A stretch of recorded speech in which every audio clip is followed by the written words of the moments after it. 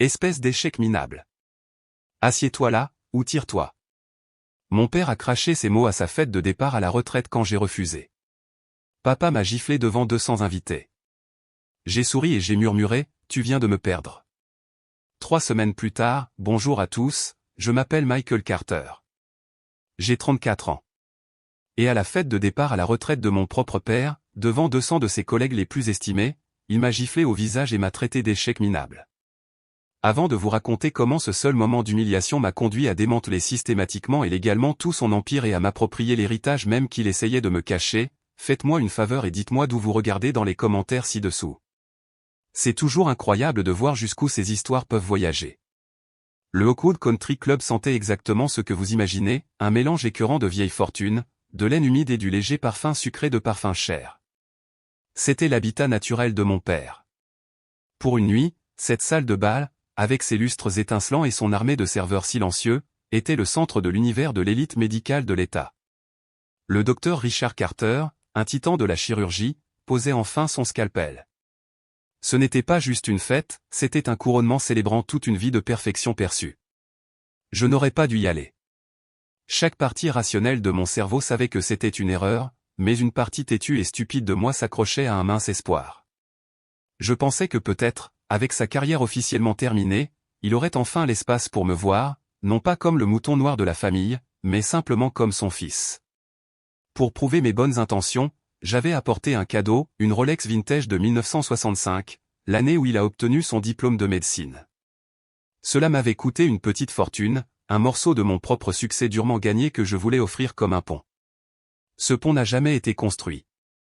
J'ai été intercepté avant que mes chaussures ne touchent le tapis de la salle de bal. Ma mère, Eleanor, a glissé vers moi, son sourire tellement tendu que j'avais peur qu'il ne fissure sa fondation de porcelaine. Michael chéri, murmura-t-elle, ses doigts s'enroulant autour de mon biceps comme un étau de velours. Ses yeux n'étaient pas sur moi, ils scrutaient la pièce, calculant les trajectoires sociales. Tellement heureuse que tu aies pu venir. Mon père apparut à ses côtés, un nuage d'orage en smoking.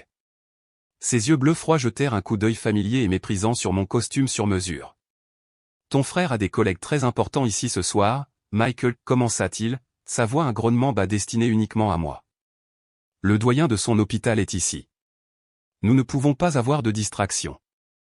Le mot flottait dans l'air entre nous, épais et empoisonné. Une distraction ? Répétai-je, ma voix dangereusement basse. Tu sais précisément ce que je veux dire, cracha-t-il. Le patio du jardin est très agréable en cette période de l'année. Tu peux prendre un verre là-bas. Nous demanderons à un serveur de t'apporter une assiette. La cruauté désinvolte de cette proposition me coupa le souffle. Être assis dehors, comme un enfant qui se comporte mal, comme un parent embarrassant à tenir hors de vue, afin que l'image immaculée de son fils parfait, le docteur Thomas Carter, puisse rester intacte par mon ombre. Et à ce moment-là, quelque chose au plus profond de moi, un ressort qui avait été tendu de plus en plus fort pendant 34 ans, a finalement cassé. Je redressai mes épaules, retirant mon bras de l'emprise de ma mère avec une finalité qui la fit tressaillir. Non, dis-je. Le mot était silencieux, mais il résonna dans l'espace entre nous comme un coup de canon. Le visage de mon père, habituellement un masque de supériorité contrôlée, commença à se couvrir d'un rouge profond et laid. « Qu'est-ce que tu viens de me dire ?» J'ai dit, non. Je répétais, ma voix gagnant en force. Je suis un invité à cette fête, comme tout le monde. Je ne serai pas caché dans le jardin, espèce d'échec minable. Le rugissement jaillit de sa gorge, assez fort pour faire taire les conversations environnantes. Les têtes se tournèrent, les sourires se figèrent. Assieds-toi là, ou tire-toi. Je ne reculai pas. Je soutins son regard, le laissant voir la fin de son pouvoir dans mes yeux. Et c'est à ce moment qu'il l'a fait. Il retira sa main, celle qui avait accompli des miracles sur les tables d'opération, et il me gifla. Le son était aigu, laid et absolu. Il traversa la foule murmurante, suivi d'un silence soudain et profond. La brûlure sur ma joue était un fer rouge, mais la vraie douleur était la finalité froide et morte dans ma poitrine. 200 pères Dieu, un jury de ses pairs, me fixait. Je ne pleurais pas, je ne criais pas. Un calme étrange et serein m'envahit. Je souriais, un vrai sourire, je crois, mais il me sembla froid et tranchant sur mon visage. Je me penchai, envahissant son espace, et murmurait, pour que lui et ma mère horrifiés soient les seuls à entendre, « Tu viens de me perdre ».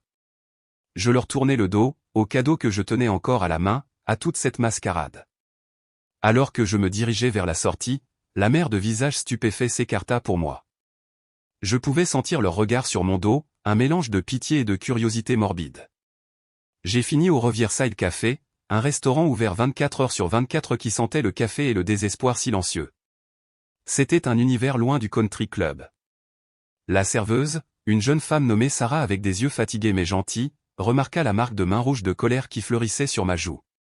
Elle ne posa pas de questions, elle me versa juste une tasse de thé au gingembre fumant au lieu de mon café noir habituel. « On dirait que tu pourrais avoir besoin de quelque chose de plus chaud ce soir, dit-elle doucement. Ce petit geste de gentillesse d'une parfaite inconnue était la première chose qui m'avait semblé réelle de toute la nuit. Et alors que j'enveloppais mes mains froides autour de la tasse chaude, je savais que ce n'était pas juste une fin, c'était une déclaration de guerre. Un moment de violence peut débloquer toute une vie de blessures silencieuses. Assis dans cette banquette en vinyle craquelé au Riverside, les néons bourdonnant au-dessus de ma tête, je ne ressentais pas seulement la brûlure sur ma joue, je ressentais l'écho de 1000 autres affronts, 1000 autres rejets qui avaient façonné l'homme que j'étais devenu. La gifle n'était que la manifestation physique d'une vérité de 34 ans, dans le monde de mon père, j'étais un fantôme, une déception qu'il était forcé de reconnaître. Mon esprit, sans y être invité, rejoint une scène datant d'il y a 10 ans, ma remise de diplôme universitaire. J'étais le premier Carter depuis 2 générations à renoncer à la médecine pour le monde numérique de l'informatique. Cela leur semblait une trahison, mais pour moi, c'était une vocation. Logique, code, création, c'était une langue que mon âme comprenait. J'ai obtenu mon diplôme avec les honneurs, mon nom étant appelé sous un mélange d'applaudissements polis. Je me suis tenu sur la grande pelouse après, une mère de famille rayonnante embrassant leurs diplômés, et j'ai cherché la mienne. Je les ai finalement trouvés près du bord de la foule, comme s'ils attendaient un bus. Mon père vérifiait ostensiblement sa montre, une lourde pièce d'or qui semblait mesurer son impatience. Ma mère s'éventait avec le programme, son expression tendue, et mon frère Thomas, déjà en première année de son programme de pré-médecine, envoyait des SMS, complètement désengagé. « Te voilà enfin, dit mon père quand je les rejoignis, me tapotant l'épaule avec un coup sourd. « Bien joué, mon fils. » Ses yeux scannèrent déjà le chemin vers le parking. Je levai mon diplôme, l'étui en cuir semblant fragile et enfantin dans mes mains. J'ai reçu le prix de la meilleure thèse du département. « C'est bien, Michael, dit ma mère, déposant un baiser rapide et sec dans l'air à côté de ma joue. Nous sommes tellement fiers. Maintenant, nous devons vraiment partir. Thomas a un dîner de réseautage avec le doyen de la médecine. C'est une opportunité très importante pour lui, tu comprends. Je ne comprenais pas. Je comprenais que ma réussite unique était simplement une case à cocher sur leur liste pour la journée, un inconvénient mineur avant l'événement principal, polir la couronne de leur fils élu. Ils étaient partis avant même que le doyen n'ait terminé son discours de félicitations. J'étais laissé seul dans ma toque et ma robe, un fantôme à ma propre célébration, les mots fiers sur mon diplôme me semblant une langue étrangère. Ce sentiment, ce profond sentiment d'être invisible, est devenu le moteur de ma vie pendant des années. Je pense que cela m'a poussé par dépit. Chaque succès, chaque contrat, chaque étape importante que mon entreprise de technologie a franchie était une réfutation silencieuse à leur rejet. J'ai construit une forteresse de succès autour de mon cœur blessé. Je me suis souvenu d'une autre scène, celle à laquelle je me suis accroché comme à une bouée de sauvetage, il y a 5 ans, dans une salle de conférence stérile au mur de verre dans la Silicon Valley. Je présentais ma start-up de cybersécurité, celle construite sur un algorithme pour lequel j'avais pratiquement saigné. Mes économies de toute une vie avaient disparu, je me noyais sous les dettes, et les 2 capital risqueurs de l'autre côté de la table tenaient tout mon avenir entre leurs mains. Après 1 heure à parler, ma voix rauque de passion et d'épuisement, l'investisseur principal, une femme formidable nommée Anne, se pencha en arrière. Elle ne sourit pas, elle se contenta de me fixer, son regard si intense qu'il semblait qu'elle radiographiait mon âme. Le silence s'étira pendant une éternité. Puis elle parla. « Monsieur Carter, dit-elle, sa voix nette et décisive, votre algorithme n'est pas seulement bon, il est révolutionnaire. Il changera la façon dont les institutions financières gèrent la sécurité des données. Ils ont investi 5 millions de dollars, mais ce sont ces mots, pas l'argent, qui m'ont changé. La validation d'un étranger, d'un professionnel qui voyait ma valeur sans le filtre de l'histoire familiale, était comme une averse de pluie sur une terre assoiffée. C'est le moment où j'ai cessé d'avoir besoin qu'il me voie. C'est le moment où j'ai vraiment commencé à me voir moi-même. De retour dans le présent, j'ai fini mon thé, laissé $20 sur la table pour Sarah, et je suis rentré chez moi dans mon appartement vide et silencieux. Pendant 3 jours, mon téléphone a été une agression constante. Les messages vocaux de ma mère étaient un cours de maître en coups de fouet émotionnel, passant du sirupeux s'il te plaît, Michael chéri, mon cœur est brisé à une culpabilité tranchante, comment as-tu pu faire ça à ton père après tout? Thomas a envoyé un barrage de textos, arrête d'être si dramatique. Excuse-toi auprès de papa. Tu déchires cette famille. Je les ai tous lus, un étrange détachement s'installant sur moi. Ils n'essayaient pas de comprendre, ils essayaient de gérer une crise de relations publiques. J'étais un électron libre qui devait être ramené dans le rang, réduit au silence et remis dans sa boîte. J'ai ignoré chaque appel, chaque message. Le silence était mon premier véritable acte de défi. Le 4e jour, la guerre est venue frapper à ma porte, à ma vraie porte. La voix de mon assistante a crépité sur l'interphone de mon bureau, Monsieur Carter, une Madame Eleanor Carter est dans le hall pour vous voir. Elle n'a pas de rendez-vous. Faites-la entrer, dis-je, ma voix ne trahissant aucune des turbulences dans mon ventre. Ma mère entra dans mon bureau, son sac à main chair serré comme une arme. Elle était un général inspectant un territoire ennemi. Ses yeux parcoururent la vue panoramique sur la ville depuis le 30e étage, les meubles élégants et modernes, le bourdonnement silencieux d'une entreprise prospère. J'ai vu un éclair de choc authentique, de respect réticent, avant qu'elle ne le masque habilement. Michael, commença-t-elle, son ton celui d'une directrice d'école déçue, cette folie a assez duré. Ton père est hors de lui. Tu l'as embarrassé. Tu as embarrassé toute la famille. J'ai laissé l'accusation flotter dans l'air. J'ai pivoté ma chaise pour la faire face complètement, mes mains reposant calmement sur la surface polie de mon bureau. Il m'a agressé, maman, dis-je, ma voix égale et claire, devant 200 personnes. Elle agita une main négligente et manucurée. Oh, ne sois pas si théâtral. Il était très stressé. Tu l'as provoqué, tu sais que tu l'as fait. Tu as toujours été difficile. Voilà, la pierre angulaire du système de justice de la famille Carter, tu l'as provoqué, tu t'excuses, on passe à autre chose. C'était un script que j'avais été forcé de jouer toute ma vie. Mais l'homme assis en face d'elle maintenant avait réécrit son rôle. Non, dis-je. Je ne ferai pas ça cette fois. Michael, je suis ta mère, et je te dis d'arrêter ces bêtises et de rentrer à la maison. Tu vas t'excuser auprès de ton père, et nous allons oublier tout ça. Et il est mon père, rétorquai-je, ma voix se durcissant, un père qui a choisi d'humilier et de frapper son fils plutôt que de lui accorder un niveau de respect élémentaire. Il ne s'agit pas de moi qui suis difficile, maman, il s'agit de vous deux qui êtes terrifiés de ce que disent les commères du country club. Je me penchai en avant, mes yeux se fixant sur les siens, et puisque nous sommes honnêtes, je suis sûr que tu es aussi inquiète du système de sécurité étendu du club, des caméras haute définition couvrant tous les espaces publics, y compris le hall d'entrée. Chaque mot, chaque geste, tout a été parfaitement enregistré. Le sang quitta son visage. Son calme soigneusement construit s'effondra. Preuve, démonstration, ce sont des concepts qu'elle ne pouvait ni rejeter ni manipuler. Elle me fixa, sa bouche s'ouvrant et se fermant comme un poisson, aucun son ne sortant. À ce moment-là, elle ne voyait pas son fils décevant, elle voyait un adversaire. Tu n'oserais pas, murmura-t-elle finalement, sa voix tremblant de rage impuissante. Ne me teste pas, répondis-je doucement. Elle resta là, vaincue, l'autorité qu'elle avait toujours exercée maintenant totalement inutile. Sans un mot de plus, elle se tourna et sortit en trombe, le claquement de la porte scellant sa retraite. Alors que je la regardais partir, un autre souvenir refit surface, un souvenir que j'avais longtemps essayé de réprimer, moi à 20 ans, essayant de montrer à mon père une faille de sécurité critique que j'avais trouvée dans le portail patient de son groupe médical. Papa, c'est sérieux, avais-je insisté, lui montrant les lignes de code sur mon ordinateur portable, un pirate informatique moyennement qualifié pourrait accéder au dossier des patients. Il avait ri, de ce rire tonitruant et condescendant. Michael, que pourrais-tu bien savoir des complexités de la confidentialité des données médicales? Contente-toi de tes jeux vidéo, mon fils. Il ne l'a jamais corrigé. 1 an plus tard, un petit article dans le journal local mentionnait une brèche de données mineures chez Carter Medical Group. Elle a été rapidement enterrée. Il n'a jamais reconnu que j'avais eu raison. Il a laissé son orgueil mettre en danger les personnes qu'il avait juré de protéger. Et assis là, au-dessus de la ville, dans ma forteresse de succès, tout s'est cristallisé.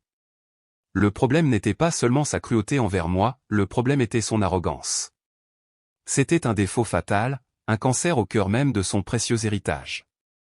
Et je savais, avec une clarté terrifiante, ce que je devais faire ensuite. Il était temps de programmer une opération. Au moment où la porte s'est refermée sur la retraite de ma mère, la tempête émotionnelle à l'intérieur de moi s'est apaisée, laissant derrière elle un paysage d'une clarté glaçante. L'objectif n'était plus de gagner une discussion ou d'obtenir des excuses. L'objectif était de gagner la guerre. Et cette guerre ne se gagnerait pas avec des voix fortes ou des mots blessants, elle se gagnerait sur mon terrain, le champ de bataille froid et impitoyable de la stratégie commerciale et des actifs mis à profit. Mon premier appel a été pour Jennifer Reed. Jen était l'avocate de mon entreprise depuis que j'opérais depuis mon garage. C'était une petite femme discrète d'une quarantaine d'années, mais derrière ses lunettes se cachait un esprit acéré comme une lame de rasoir et la ténacité d'un carcajou. Elle me comprenait, et plus important encore, elle croyait en moi. « Laisse-moi deviner, dit-elle, la voix sèche et dépourvue d'amabilité, il ne s'agit pas du nouveau bail pour le parc de serveurs. »« Non, Jen, répondis-je, me penchant en arrière sur ma chaise et contemplant l'horizon de la ville, j'ai un nouveau projet. C'est personnel. Je veux que tu lances une enquête approfondie sur le Carter Medical Group. » Un silence se fit entendre à l'autre bout du fil. « Le cabinet de ton père, Michael ? Tout va bien ? C'est la question à $1 milliard, n'est-ce pas ? Je veux que tu le découvres. Je veux tout, les finances, le niveau d'endettement, les lignes de crédit, les avis des patients, le taux de rotation du personnel, les contrats des fournisseurs. Je veux une image complète et sans fard de l'entreprise. Et Jen, ça doit être fait en toute discrétion. La discrétion est mon réglage par défaut, m'assura-t-elle, mais c'est une autre paire de manches. Les cabinets médicaux privés sont des enchevêtrements de partenariats, de capitaux privés et de réglementations byzantines. Pour faire ça bien, pour le faire vite et sans laisser de traces, il nous faut plus qu'un simple avocat, il nous faut un spécialiste. Qui recommandes-tu ? Demandai-je, faisant implicitement confiance à son jugement. Il s'appelle Marcus Sterling, dit Jennifer, et je pouvais entendre une note d'admiration sombre dans sa voix. C'est un spécialiste des fusions-acquisitions. Sa spécialité, ce sont les actifs en difficulté dans le secteur de la santé. Dans les cercles qu'il fréquente, on l'appelle le chirurgien. Quand une entreprise est malade, c'est lui qu'on appelle, soit pour la sauver, soit pour la découper en morceaux avec une précision clinique. Il est impitoyablement efficace, excessivement cher, et absolument le meilleur dans son domaine. L'ironie ne m'échappait pas. Embauche-le, dis-je sans hésitation. Dis-lui que l'argent n'est pas un problème. Je veux le chirurgien. Le rapport initial de l'équipe de Sterling était sur mon serveur sécurisé moins d'une semaine plus tard. C'était une pierre tombale numérique, 100 pages de graphiques, de tableaux et d'analyses juridiques denses.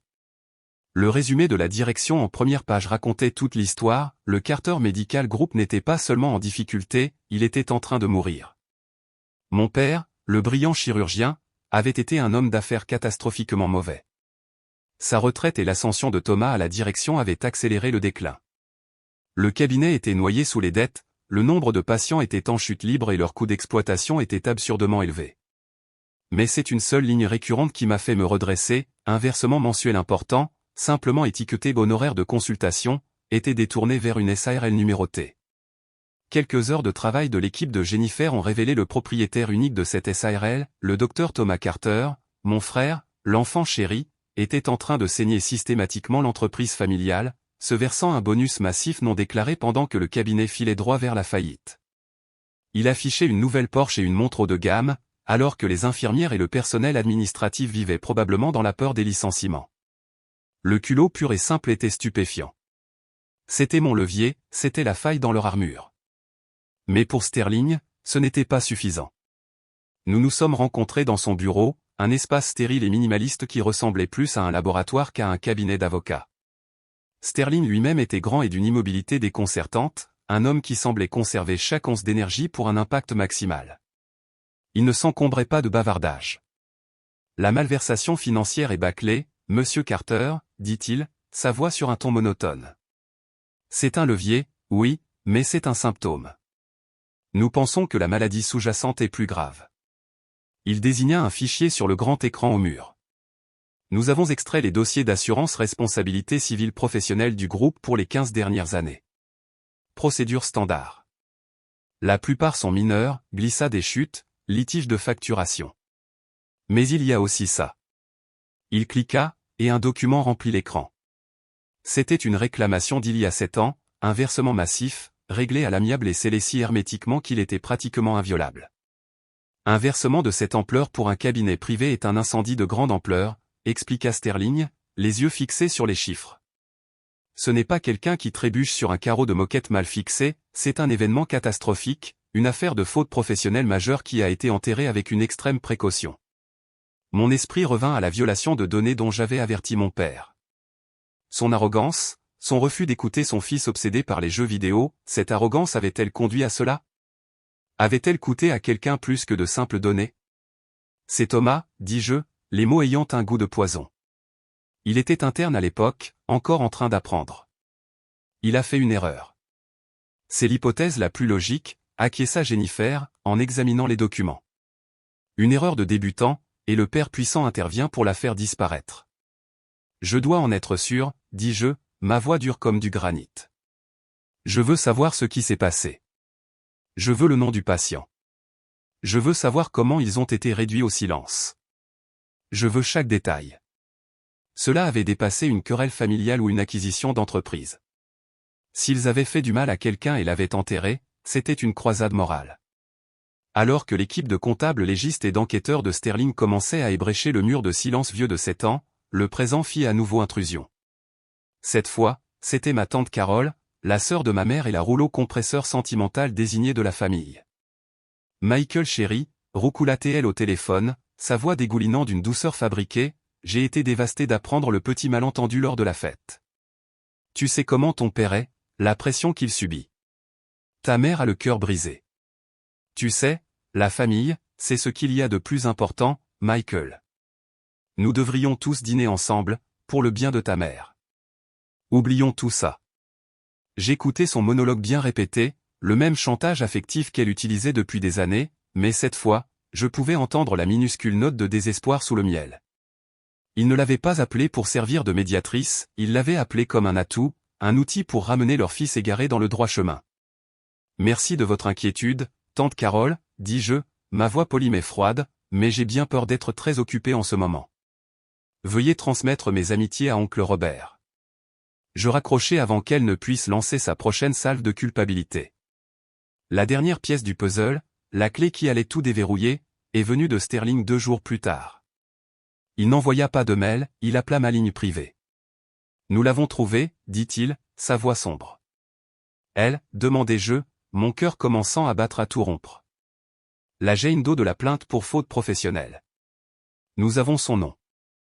Mieux que ça, nous avons une source, quelqu'un de l'intérieur qui est prêt à parler, que je pense que vous connaissez. Dit Sterling. Il n'y a qu'une seule personne qui aurait pu être là, qui connaissait la vérité et qui aurait eu l'accès pour nous procurer les dossiers non expurgés. Nous avons le dossier complet, Michael, le rapport d'incident original avant qu'il ne soit révisé. Il est bétonné, et ce qu'il contient est bien pire que ce que nous avions imaginé. Je me tenais près de la fenêtre de mon bureau, le téléphone pressé contre mon oreille, écoutant Sterling exposer les faits froids et brutaux. Quand il eut fini, un profond silence emplit la pièce. La rage que j'avais ressentie auparavant était une chose chaude et explosive, c'était différent. C'était un trou noir, froid et dense, consommant toute lumière et toute émotion. La trahison était si absolue, si fondamentale, qu'elle réécrivait toute l'histoire de ma vie. Je pris une longue inspiration, glaciale, la glace se reformant dans mes veines. L'objectif n'était plus seulement clair, il était juste. Sterling, dis-je, ma voix creusée, dépourvue de tout sentiment, arrêtez l'enquête. Vous avez ce qu'il faut. Préparez une offre formelle d'acquisition de 100% du Carter Medical Group. Utilisez la société Écran Orion Holdings. Je veux qu'elle soit sur leur bureau d'ici la fin de la semaine. Pas de négociation, pas de compassion. La tempête n'était plus à l'horizon, elle avait touché terre, et j'étais son œil inébranlable et implacable. Les jours qui suivirent furent une symphonie silencieuse et intense de manœuvres stratégiques. Alors que ma famille se tordait probablement les mains, se demandant pourquoi leur arsenal habituel de guerre émotionnelle échouait, je déplaçais des pions et des cavaliers sur un échiquier dont ils ignoraient l'existence. La société écran, Orion Holdings, était désormais une entité juridique à part entière, un fantôme avec un compte bancaire prêt à les hanter. Mais cette phase ne concernait pas seulement les documents juridiques et les modèles financiers, il s'agissait de renforcer ma propre détermination. Sterling était l'architecte de l'attaque, mais j'avais besoin de la certitude morale pour la mener à bien. Cette certitude reposait sur une seule personne, l'infirmière Maria Sanchez. Elle avait été le bras droit de mon père pendant 3 décennies, une femme dont j'avais supposé que la loyauté était absolue. Elle était la gardienne de la vérité. C'est Jennifer qui alla la voir, pas à la clinique où elle serait gardée, mais dans sa petite maison, impeccablement entretenue, dans un quartier résidentiel tranquille. J'attendis dans une voiture banale dans la rue, ma propre présence étant trop chargée d'histoire. Cette mission nécessitait le toucher délicat et incisif de Jennifer. Elle resta absente pendant plus d'1 heure. Quand elle remonta dans la voiture, son expression était sombre. Elle est terrifiée, rapporta Jennifer, sa voix basse et déchirée. Pour elle, ton père est un grand homme qui a fait une terrible erreur pour protéger sa famille. Sa loyauté envers lui est comme une religion. Mon cœur se serra. Donc, elle ne parlera pas. Je ne l'ai pas poussée sur le passé, dit Jennifer, se tournant vers moi, ses yeux vifs. Je lui ai parlé du présent. Je lui ai parlé de sa conscience d'infirmière. Jennifer avait rassemblé un petit dossier dévastateur, pas seulement la fraude financière, mais les plaintes de patients que nous avions découvertes concernant son comportement désinvolte et arrogant au chevet du patient, et surtout, 3 cas récents où il avait prescrit la mauvaise dose de médicaments courants, rien de mortel, mais la preuve évidente d'un schéma de négligence, d'un médecin qui ne faisait tout simplement pas attention. J'ai tout étalé devant elle, continua Jennifer, le dossier, les preuves. Ensuite, je lui ai posé une question. Maria, vous avez aidé Richard à couvrir une erreur tragique il y a 7 ans, une erreur qui a blessé une personne. Allez-vous rester silencieuse pendant que son fils incompétent commet la prochaine erreur? Et celle d'après? Combien de patients devront payer le prix de votre loyauté? C'était le coup de maître. Cela a recadré toute l'équation. Il ne s'agissait plus de trahir une loyauté passée envers un homme, il s'agissait de respecter son devoir professionnel de protéger les patients maintenant et à l'avenir. C'était un appel au cœur même de son identité d'aidante. Nous sommes repartis, la laissant face à ce choix impossible. Pendant 2 jours, il n'y eut rien, un silence angoissant. Je commençais à croire que nous avions échoué, que sa loyauté, aussi mal avisée soit-elle, était inébranlable. Je dormais à peine, faisant les 100 pas dans mon appartement, le poids moral de ce que j'allais faire pesant sur moi. Était-ce la justice, ou simplement une vengeance élaborée? Puis, la 3e nuit, un email anonyme et crypté atterrit dans la boîte de réception de Jennifer. Il contenait un seul PDF protégé par un mot de passe. 1 minute plus tard, un 2e email arriva contenant seulement le mot de passe, Elena, le nom de la patiente d'il y a 7 ans. Jennifer me le transféra. Je l'ouvris au milieu de la nuit, seul dans mon bureau, les lumières de la ville en contrebas semblant se brouiller et nager. C'était l'affidavit sous serment de Maria, un récit détaillé, déchirant et minute par minute de ce qui s'était réellement passé ce jour-là. Je le lus, et le monde bascula sur son axe. Ce n'était pas mon père qui avait fait l'erreur, pas directement. Thomas, un interne nerveux à l'époque, était censé administrer l'anesthésie pour une procédure de routine. Il s'était distrait, bavardant avec une autre infirmière, riant d'une blague, et avait mal lu la dose, une erreur simple, stupide et catastrophique. C'est mon père, le grand docteur Carter, qui vit les signes vitaux de la patiente commencer à chuter sur le moniteur. Il vit l'erreur, il savait ce qui s'était passé. Il avait le choix, le signaler, comme il était éthiquement et légalement tenu de le faire face au conseil, aux poursuites. La carrière de Thomas serait finie, le nom de Carter serait terni. Où il choisit. Il intervint, stabilisa la patiente grâce à ses brillantes compétences, puis, dans le rapport officiel, il inventa une histoire, une réaction allergique inattendue, unique en son genre à l'anesthésie. Lui, l'éminent chirurgien, blâma le corps même de la patiente pour l'erreur presque fatale de son fils préféré. La patiente, une jeune femme nommée Elena Rojo, survécut, mais avec des lésions nerveuses permanentes et débilitantes. L'énorme règlement secret était le prix de son silence et de celui de sa famille. Mon sang se glaça. L'homme auprès de qui j'avais passé ma vie à essayer de gagner une miette d'affection n'était pas seulement un père cruel, c'était un criminel, un homme qui avait sacrifié son serment sacré sur l'autel de sa propre fierté. La gifle, les insultes, les années passées à me sentir inférieur, tout cela était des symptômes de cette maladie plus profonde. Son incapacité à m'aimer était liée à son incapacité à admettre un échec, en lui-même ou chez le fils qu'il considérait comme une extension de sa propre perfection. Le téléphone me parut lourd dans la main quand je composais le numéro de Marcus Sterling. Nous l'avons, dis-je, ma voix creuse. Toute la colère s'était consumée, ne laissant qu'un noyau de froide détermination. L'affidavit. C'est bétonné.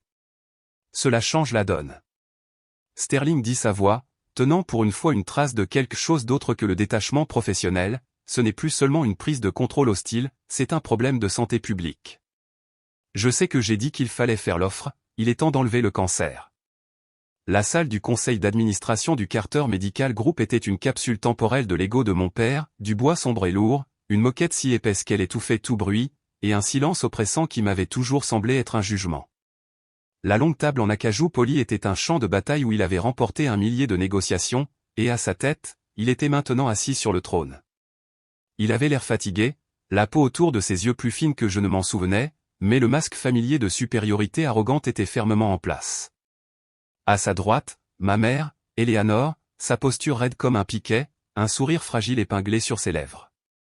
À côté d'elle, mon frère, Thomas, ressemblant à un chat qui venait d'avaler un canari, se représentant déjà sa nouvelle vie, libéré du travail et de la responsabilité. Ils pensaient que c'était leur victoire, leur évasion. Au cours de la semaine écoulée, Orion Holdings, ma société écran anonyme et sans visage, avait été leur salut. Un investisseur mystérieux et aux poches profondes était apparu miraculeusement, offrant un prix généreux pour absorber leur cabinet en faillite. Ils ne savaient pas qui se cachait derrière cela. Plus important encore, ils n'avaient pas pris la peine de le demander.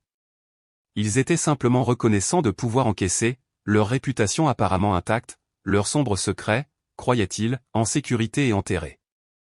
Je n'étais pas dans la pièce, pas encore. J'étais dans un bureau adjacent, en train de regarder un flux vidéo en direct et en haute définition. À ma place était assis Marcus Sterling, mon impassible ange de la mort, flanqué de 2 jeunes collaborateurs. Ils étaient assis de l'autre côté de l'immense table en face de ma famille, une montagne de documents de clôture les séparant comme une barricade. Si vous pouviez simplement signer la dernière page de l'accord de transfert, Dr Carter, dit Sterling, sa voix plate et polie comme la surface de la table, la transaction sera complète. Les fonds seront virés sur votre compte désigné avant la fin des heures de bureau aujourd'hui. Mon père prit une profonde respiration théâtrale, jouant le rôle du patriarche lâchant à contre-cœur l'œuvre de sa vie pour le bien de sa famille. Un jour difficile, annonça-t-il à la pièce, sa voix résonnant d'une fausse gravité, mais un jour nécessaire. J'espère que vous prendrez bien soin de mon héritage. Avec une grande emphase, il signa son nom.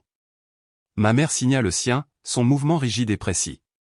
Thomas griffonna sa signature avec une joie mal dissimulée. C'était fait. Le piège était tendu. Sterling rassembla les pages signées, ses mouvements économes et précis. Il les rangea en une pile nette. La transaction est maintenant légalement complète, confirma-t-il. Carter Medical Group, ses actifs et ses passifs, sont désormais une filiale à part entière d'Orion Holdings. Mon père hocha la tête, un sourire satisfait jouant sur ses lèvres. Excellent. Eh bien, je suppose que cela conclut nos affaires ici. Il fit un mouvement pour retirer sa chaise de la table. Pas tout à fait, dit Sterling. Les 2 mots, prononcés de son ton monotone et calme, glacèrent mon père sur place. Il y a une dernière formalité. Le conseil d'administration d'Orion Holdings croit en un style de propriété pratique. Le nouveau propriétaire insiste pour être présent lors de la transition formelle de la direction. Il attend qu'on le présente. Un éclair d'agacement traversa le visage de mon père. Le grand docteur Carter n'était pas habitué à être fait attendre. Eh bien, où est-il? Finissons-en. Le regard de Sterling se tourna vers la porte de la salle de conférence. Il est juste là. C'était mon signal. J'ouvris la lourde porte en chêne et entrai. L'effet fut instantané et profond. C'était comme regarder un film qui se fige soudainement, se fissure et se brise. Je vis le soulagement suffisant sur le visage de mon frère se transformer instantanément en un masque d'incrédulité bovine et béate. Je vis le sourire poli de mondaine de ma mère se figer puis s'effondrer, la couleur s'échappant de son visage, laissant ses perles ressortir sur sa peau soudainement blême. Mais mes yeux, mon attention, tout mon être était concentré sur mon père. Son visage était un diaporama rapide et d'émotions, d'abord, une simple confusion, puis une reconnaissance horrifiée, puis une vague de rage apoplectique pure, et enfin, en dessous de tout, la froide compréhension reptilienne d'un prédateur suprême qui vient de réaliser qu'il est entré dans une cage. Toi, souffla-t-il, le mot un murmure venimeux. Qu'est-ce que c'est? Que as-tu fait? Je marchai lentement, délibérément vers la table, mais pas silencieux sur l'épaisse moquette. Ça s'appelle un rachat par endettement, papa, dis-je, ma voix étrangement calme. C'est ce qui arrive quand une entreprise est si profondément mal gérée, si endettée et si moralement en faillite qu'elle devient vulnérable. Un investisseur avisé arrive et l'acquiert pour une bouchée de pain. Cet investisseur, c'est moi. Toi, espèce de serpent. Thomas trouva enfin sa voix, bredouillant. C'est illégal. Ça doit l'être. Nous allons te ruiner avec des procès. Je ne lui accordai même pas un regard. Je me contentais de regarder Sterling. Marcus Sterling, sans quitter mon père des yeux, demanda au stagiaire de retourner son ordinateur portable pour qu'il soit face à la tête de la table. À l'écran, en noir et blanc austère, se trouvait la première page de la déclaration sous serment de l'infirmière Maria. Avant d'envisager un litige, Dr Carter, dit Sterling, sa voix baissant d'un degré de plus en froideur, peut-être devrions-nous avoir une discussion franche sur la véritable raison des difficultés financières à long terme du groupe. Cela n'a pas commencé avec la mauvaise gestion de votre fils. Cela a commencé il y a 7 ans avec une patiente nommée Elena Rojo, et un événement de faute professionnelle catastrophique qui a été délibérément et criminellement dissimulé par le docteur Richard Carter afin de protéger la carrière de son fils, Thomas Carter, qui était la cause directe de la réaction quasi mortelle de la patiente à l'anesthésie. Le silence dans la pièce devint une présence physique, pesant sur nous tous. Il ne fut rompu que par un petit sanglot étranglé de ma mère. Mon père fixa l'écran comme s'il s'agissait d'une gorgone, son visage cendré, son corps rigide. Le grand masque du chirurgien infaillible avait disparu. À sa place se trouvait un vieil homme effrayé et coupable, exposé et acculé. Cette réunion est terminée, grogna mon père, une tentative désespérée de dernier recours pour affirmer une autorité qu'il ne possédait plus. Sortez, vous tous. Je crains que vous ne vous trompiez, dis-je, ayant fait le tour de la table pour me tenir directement derrière la chaise ornée qu'il occupait depuis des décennies. Je possède cette entreprise. Je possède ce bâtiment. Je possède cette table. Je me penchai, ma voix tombant à un murmure destiné uniquement à lui. Et c'est vous qui allez sortir. De la poche intérieure de ma veste de costume, je sortis un simple morceau de papier plié et le fis glisser sur le bois poli jusqu'à ce qu'il repose devant lui. Il s'agissait d'un résumé d'une page, à gauche, une liste à puce de la fraude financière de Thomas, à droite, les principaux extraits accablants de la dissimulation de la faute professionnelle. Voici ma seule et unique offre, annonçai-je à la pièce, ma voix résonnant dans le silence sépulcral. Vous allez tous partir. Vous signerez des accords de confidentialité si hermétiques que vous ne pourrez même pas murmurer le nom Carter Medical Group dans votre sommeil. En échange de votre coopération immédiate et de votre silence total, Orion Holdings renoncera à engager des poursuites fédérales pour fraude financière contre Thomas, et ne transmettra pas ce dossier plutôt complet détaillant votre faute professionnelle, votre parjure et votre obstruction à la justice à l'American Medical Association. Je me penchai à nouveau, mon visage à quelques centimètres du sien. Nos rôles à la fête maintenant parfaitement magnifiquement inversés. Tu as essayé de me cacher dans le jardin, murmurai-je. Au lieu de cela, je vous expulse de votre château. Vous avez exactement 1 heure pour vider votre bureau. Je me redressai, jetant un dernier regard à ma famille brisée et pathétique. Thomas fixait la table, son visage blanc d'une terreur si pure qu'elle en était presque pitoyable. Ma mère ne me regardait plus. Elle regardait mon père, ses yeux remplis d'une horreur naissante et de quelque chose que je ne l'avais jamais vu diriger contre lui auparavant, un mépris total. Et mon père, il se contenta de me fixer, ses yeux brûlants d'une haine impuissante et désespérée. Le grand chirurgien avait été chirurgicalement, savamment et définitivement démantelé, et c'était moi qui tenais le scalpel. L'heure de leur exil fut l'une des plus étranges de ma vie. Je ne suis pas resté pour assister au spectacle pathétique de leurs effets personnels. J'ai demandé au chef de la sécurité du bâtiment, un ancien flic stoïque nommé Frank, de les escorter précisément à la 60e minute. Sterling et Jennifer, mes fidèles généraux, sont restés pour gérer la reddition légale. Je suis allé dans ce qui était maintenant mon bureau, l'ancienne salle du trône de mon père, et me suis simplement assis dans le grand fauteuil en cuir, qui me semblait à la fois étranger et parfaitement adapté. Cela ne ressemblait pas à une célébration de la victoire. Cela ressemblait aux conséquences stériles et silencieuses d'une opération chirurgicale d'amputation qui sauve des vies. Mon premier visiteur, comme prévu, fut Thomas. Il ne frappa pas, il entra simplement en traînant les pieds, son costume coûteux semblant froissé et mal ajusté sur sa silhouette vaincue. Son assurance habituelle avait disparu, remplacée par un regard pitoyable et abattu qui me retourna l'estomac. Il ne pouvait se résoudre à croiser mon regard, se concentrant plutôt sur un point du tapis perçant obscènement moelleux. « Michael, marmonna-t-il, sa voix pâteuse. Tu ne peux pas nous faire ça. Ah papa ? C'est déjà fait, Thomas, dis-je, ma voix dénuée d'émotion. Je ne levai même pas les yeux de mon ordinateur portable. L'argent, les honoraires de consultation. Balbutia-t-il, ces mots dégringolant en un tas désespéré et désorganisé. Écoute, c'était une erreur. J'ai eu les yeux plus gros que le ventre. Je peux le rembourser. Je vais obtenir un prêt. Il n'a jamais été question de l'argent que tu as volé, dis-je calmement. Les mots le firent lever les yeux, ses yeux grands ouverts d'une confusion véritable et stupide. Il s'agit du fait que tu es dangereusement incompétent. Il s'agit du fait que tu considères les patients comme des inconvénients et l'entreprise familiale comme ta tirelire personnelle. Il s'agit d'une femme nommée Elena Rojo dont tu as ruiné la vie parce que tu étais trop occupé à raconter une blague pour faire correctement ton travail. Son visage devint blanc comme un linge. Je n'ai pas fait ça. Papa s'est occupé de tout ça. Précisément, dis-je, fermant enfin mon ordinateur portable et lui accordant toute mon attention. Papa s'en est toujours occupé. Toute ta vie, il s'en est occupé. Il a construit un piédestal de mensonges pour toi et a soigneusement balayé chacune de tes erreurs et de tes échecs sous celui-ci.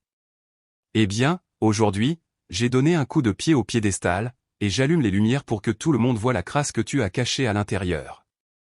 Je me penchai en avant, posant mes coudes sur le bureau massif. Voici tes deux options. Elles ne sont pas négociables. Option A, tu signes cette lettre de démission, avec effet immédiat, invoquant des raisons personnelles. En retour, je te donnerai une prime de départ qui te permettra de garder un toit au-dessus de ta tête pendant 6 mois pendant que tu trouveras une nouvelle façon d'être une déception. Tu signeras l'accord de confidentialité, et tu disparaîtras de ma vie et de ce secteur. Option B, je te licencie pour motif valable. Je transmets les preuves de ta fraude financière à l'IRS, et je remets en main propre le dossier complet de faute professionnelle, y compris la déclaration sous serment de l'infirmière Maria, à la commission médicale d'État. Tu ne perdras pas seulement ta licence, Thomas, tu iras presque certainement en prison. Il me fixa, la bouche bée, comme un poisson qui se noie dans l'air. Il cherchait sur mon visage une troisième option, une faille, un signe de faiblesse qu'il pourrait exploiter. Il ne trouva qu'une porte fermée et un mur de pierre.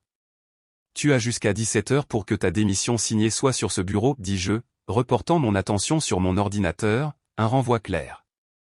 Maintenant, sors de mon bureau. Il sortit en titubant sans dire un mot de plus, un homme-enfant brisé enfin forcé d'affronter une conséquence. L'enfant chéri s'était finalement irrémédiablement terni. Mon prochain visiteur fut beaucoup plus prévisible et beaucoup plus explosif. 1 heure plus tard, juste au moment où Franck, de la sécurité, l'informait poliment que son temps était écoulé, mon père fit irruption dans le bureau. Il n'y avait pas de supplication, pas de choc, seulement un tsunami de rage pure et sans mélange. Comment oses-tu, rugit-il, sa voix puissante, celle qui commandait les salles d'opération, résonnant sur les murs lambrissés. Après tout ce que j'ai fait pour toi. Tout ce que cette famille t'a fourni. Tout ce que tu as fait pour moi, demandai-je, me levant lentement de ma chaise pour l'affronter de front. Tu n'as rien fait pour moi. Tu as tout fait pour Thomas. Tu as tout fait pour ton propre ego monstrueux, pour la préservation du précieux nom de Carter. J'ai construit ce cabinet à partir de la terre avec mes propres mains, hurla-t-il, son visage prenant une teinte violacée dangereuse. C'est mon héritage. Tu n'as pas le droit d'y toucher. C'est alors que mon propre contrôle de fer se fractura finalement, non pas en rage, mais en une fureur froide et tranchante. Ton héritage, rétorquai-je, ma voix s'élevant pour percer la sienne. Ton héritage est un mensonge. Ton héritage est une jeune femme qui ne peut plus sentir ses propres mains parce que ton fils préféré était trop arrogant pour faire attention et que tu étais trop lâche pour l'admettre. Ton héritage est une fraude, un parjure et une décennie de mensonges. Je contournais le bureau jusqu'à ce que je sois à quelques centimètres de lui, envahissant son espace, le forçant à me voir non pas comme un garçon, mais comme l'homme qu'il avait défait. Tu veux parler de droit? Parlons de la gifle. Tu as estimé avoir le droit de m'humilier publiquement, de m'agresser physiquement parce que mon existence même offensait ton sens de l'ordre.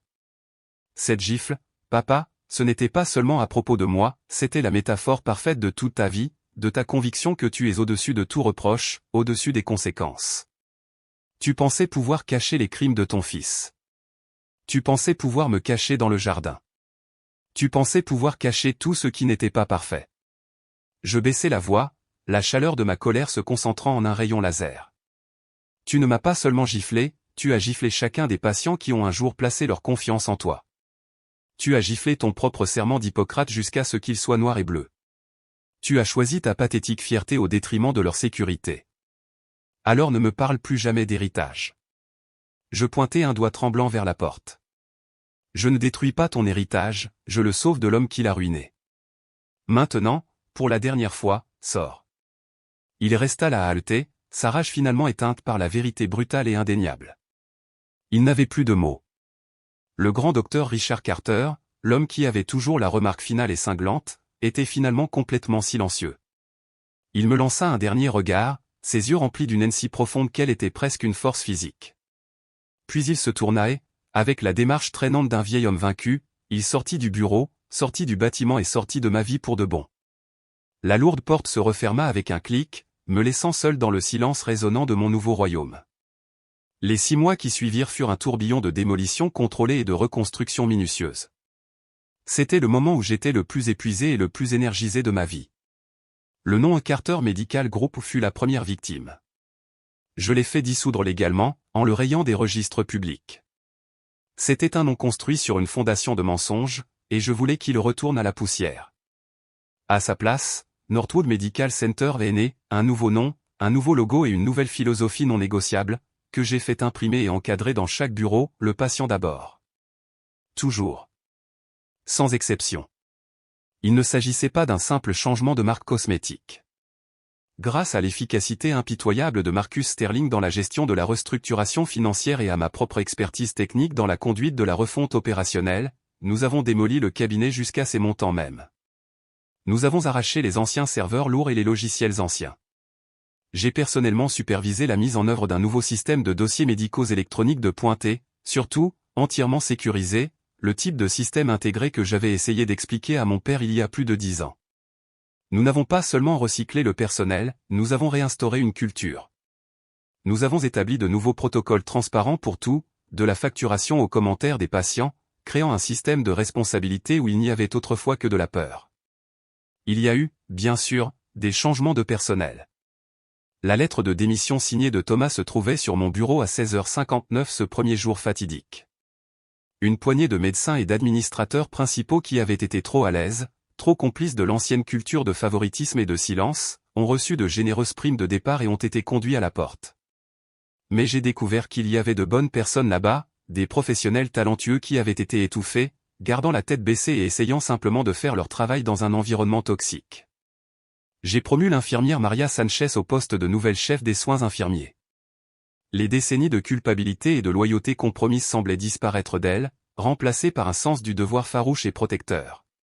Elle devint mes yeux et mes oreilles sur le terrain, une défenseur inlassable des patients et du personnel infirmier, veillant à ce que les normes de soins les plus élevées ne soient pas seulement un slogan sur le mur, mais une réalité quotidienne. Sa loyauté n'était plus envers un homme imparfait, mais envers les principes sacrés qu'il était censé représenter. Et puis j'ai fait une embauche qui a déconcerté ma nouvelle équipe de direction. Je suis retourné au Riverside Café pendant un coup de feu du matin. Je me suis assis au comptoir et j'ai regardé Sarah travailler. Je l'ai vu gérer un client impoli et impatient avec une grâce désarmante, calmer un enfant qui pleurait avec un mot gentil et jongler avec une douzaine de commandes compliquées, le tout sans perdre son sourire chaleureux et authentique. J'ai vu en elle une empathie naturelle et inenseignable et un niveau d'intelligence émotionnelle qui était une denrée rare et précieuse. Je lui ai offert un emploi, non pas comme réceptionniste, mais comme toute première responsable des relations avec les patients de Northwood. Son rôle entier était d'être le cœur humain de la clinique, d'être une défenseur des patients, d'écouter leurs préoccupations, de résoudre leurs problèmes, de leur faire se sentir vus et entendus et pris en charge. Michael, je ne connais rien à la médecine, dit-elle, les yeux grands ouverts de surprise. Je sers juste du café. Non, lui dis-je, ma voix ferme de certitude. Tu fais en sorte que les gens se sentent les bienvenus. Tu les fais se sentir en sécurité. Dans ce secteur, c'est plus important que n'importe quel diplôme de médecine. Je peux t'enseigner la terminologie, je ne peux pas t'apprendre à avoir un bon cœur. Elle accepta le poste et elle était naturelle. Lentement, semaine après semaine, la nouvelle culture commença à respirer. Les patients pouvaient sentir la différence. La salle d'attente intimidante et sombre a été redessinée avec des couleurs plus vives, des chaises confortables et même une petite bibliothèque. Le personnel a commencé à sourire, il ne marchait plus sur des œufs. Tout le bâtiment semblait plus léger, plus propre, plus plein d'espoir. Les critiques positives ont commencé à arriver en ligne, puis à affluer. Les gens ont écrit sur la gentillesse des infirmières, la patience des médecins, l'efficacité surprenante des nouveaux systèmes. Ils ont écrit sur Sarah par son nom. Environ 5 mois après le début de cette nouvelle ère, ma mère est apparue. Il n'y a pas eu d'appel, pas de rendez-vous. Elle est simplement entrée dans la nouvelle salle d'attente animée du Northwood Medical Center. Je l'ai vue sur le flux de sécurité depuis mon bureau, et mon premier instinct a été une secousse d'adrénaline pure, une envie primale de la faire enlever. Mais je me suis retenu. Je me suis contenté de regarder. Elle ne m'a pas demandé, elle a simplement pris place dans un coin, comme si elle essayait de se rendre invisible. Elle a pris l'une de nos nouvelles brochures, son expression illisible. J'ai regardé Sarah, faisant sa tournée, s'approcher d'elle, lui offrant une bouteille d'eau et un sourire chaleureux, ne sachant absolument pas qu'elle parlait à la reine déchue. J'ai vu ma mère prendre la bouteille, sa main tremblant presque imperceptiblement. Elle est restée assise pendant 20 minutes juste à regarder. Elle a vu le flux de patients calmes et professionnels. Elle a vu les interactions faciles et respectueuses entre le personnel. Elle a vu une machine bien huilée, une entreprise compatissante, prospère et florissante. Puis elle s'est levée, a placé la bouteille d'eau intacte soigneusement sur une table d'appoint et est sortie. Quelques minutes plus tard, mon téléphone vibra, un SMS de sa part. C'était la première communication directe que nous avions eue depuis le jour de la prise de contrôle. Il ne contenait que 3 mots, ça a l'air impressionnant. Ce n'étaient pas des excuses. Ce n'était pas un aveu de culpabilité. Mais c'était quelque chose. C'était une reconnaissance. C'était une fissure dans le mur formidable de son déni orgueilleux. C'était, je le savais, ce qui se rapprochait le plus d'une concession de respect de sa part, et à ma grande surprise, c'était suffisant. La véritable validation, celle qui comptait vraiment, est arrivée un mois plus tard sous la forme d'un email officiel du plus grand journal de la ville. Northwood Medical Center avait été nommé lauréat de son prix annuel L'excellence en soins aux patients, un honneur décerné sur la base de milliers d'enquêtes anonymes auprès des patients et d'un examen par un comité communautaire. C'était un prix prestigieux pour lequel Carter Medical Group, sous la direction acclamée de mon père, n'avait jamais été nommé une seule fois. J'ai imprimé l'email, je l'ai encadré et je l'ai accroché moi-même au centre du tableau d'affichage de la salle du personnel. Ce n'était pas ma victoire à célébrer seule. C'était la nôtre. C'était celle de Maria. C'était celle de Sarah. C'était pour chaque infirmière, médecin et administrateur qui avait fait un acte de foi avec moi. J'avais commencé ce voyage animé par un désir de vengeance, mais quelque part le long du chemin ardu, j'étais tombé sur un objectif. Je n'avais pas seulement détruit l'héritage corrompu et brisé de mon père, j'en avais construit un meilleur, plus fort et plus honnête à sa place, un héritage qui était vraiment digne de respect. La célébration du prix d'excellence en soins aux patients n'a pas eu lieu dans une salle de bal d'hôtel stérile ou dans un club de campagne exclusif. J'ai réservé une longue table dans la salle privée d'un restaurant italien familial confortable du centre-ville, le genre d'endroit avec des nappes à carreaux rouges et blancs et de la cire de bougies dégoulinant artistiquement sur les côtés des vieilles bouteilles de Chianti. La liste des invités était petite et exclusive, non pas par richesse ou par statut, mais par confiance et par objectif commun. Sarah était là, son rire remplissant la pièce alors qu'elle racontait une histoire au sujet d'un patient âgé reconnaissant qui avait essayé de payer sa facture avec une tarte aux pommes faite maison. Maria, la formidable chef infirmière, était assise à côté d'elle, paraissant une décennie plus jeune et infiniment plus légère, partageant une blague avec Jennifer, mon brillant pitbull d'avocate. Même Marcus Sterling, le chirurgien, était là, paraissant presque détendu dans un pull au lieu d'un costume, participant en fait à un débat animé sur les voitures anciennes avec David Schein, mon fidèle chef de l'exploitation de mon entreprise technologique. C'était mon véritable conseil d'administration maintenant. C'était mon véritable cercle restreint. En regardant autour de la table ces personnes, leurs visages sincèrement heureux et sans défense, j'ai été rempli d'un profond sentiment de paix qu'aucun cours d'action ou acquisition réussie ne pourrait jamais me procurer. Pendant la majeure partie de ma vie, j'avais été rongé par un besoin désespéré et douloureux de m'asseoir à la table de ma famille, une table construite sur une fondation pourrie de secrets, de mensonges et d'un amour qui était entièrement conditionnel. J'avais été tellement concentré sur la lutte pour ma place là-bas que je n'avais jamais réalisé l'alternative infiniment plus puissante, je pouvais simplement construire ma propre table et inviter qui je voulais à s'y asseoir. Mon téléphone vibra dans ma poche, une secousse pavlovienne familière. Je le sortis, supposant qu'il s'agissait d'une alerte de travail, mais le message provenait d'un numéro inconnu. Il était bref, félicitations. Tu le mérites. Il n'y avait pas de signature, mais je savais avec une certitude absolue de qui il s'agissait, Thomas. Je fixai les mots sur le petit écran, un tourbillon complexe d'émotions me traversant. Il ne restait plus de colère, pas une seule goutte. Aucune amertume. Juste une tristesse silencieuse et creuse pour le frère que je n'ai jamais vraiment eu, pour l'homme qu'il aurait pu être s'il n'avait pas été étouffé par l'ambition de notre père. Je ne répondis pas. Il n'y avait rien à dire. Je glissai le téléphone dans ma poche, un dernier message d'un monde que je n'habitais plus. Mon passé essayait toujours d'attirer mon attention, mais mon présent, ici dans cette pièce chaleureuse, bruyante et joyeuse, était bien trop beau pour que je puisse détourner le regard. Je levai mon verre de vin rouge. J'aimerais porter un toast, dis-je, ma voix pâteuse d'une émotion dont je n'avais pas honte de montrer. À Northwood, mais plus important encore, aux gens qui l'ont construit. À la famille Trouvé. À la famille Trouvé firent écho tous, leurs verres tintant ensemble dans un cœur joyeux et chaotique. Et à ce moment-là, entouré de la chaleur d'une camaraderie authentique, j'ai enfin compris. Mon père avait essayé de me chasser, de me bannir dans un jardin de honte et d'insignifiance, mais ce faisant, il m'avait involontairement fait le plus beau cadeau de ma vie, la liberté de planter mon propre jardin, de choisir mes propres graines et de cultiver quelque chose de nouveau, quelque chose d'honnête et quelque chose d'infiniment meilleur. J'étais enfin vraiment libre. Merci d'avoir écouté mon histoire. J'espère qu'elle a résonné avec vous d'une manière ou d'une autre. Avez-vous déjà été dans une situation où vous avez dû choisir entre la famille dans laquelle vous êtes né et la personne que vous étiez censé devenir? Partagez votre histoire dans les commentaires ci-dessous. Je les lis tous, et n'oubliez pas d'aimer et de vous abonner pour ne pas manquer ce qui suit.